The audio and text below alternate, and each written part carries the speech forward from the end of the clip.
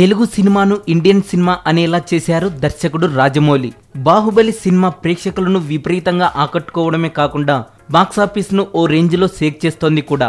అయితే Rajamouli Baahubali the conclusion లో war scenes copy చేశారని సోషల్ మీడియాలో ఓ న్యూస్ హల్చల్ చేస్తోంది. అసలు విషయంలోకి వస్తే అమెరికన్ టెలివిజన్ మార్కోపోలో అనే టీవీ సిరీస్ లో వచ్చిన వార్ సీన్స్ ఈ చిత్రంలో కాపీ చేశారని అంటున్నారు.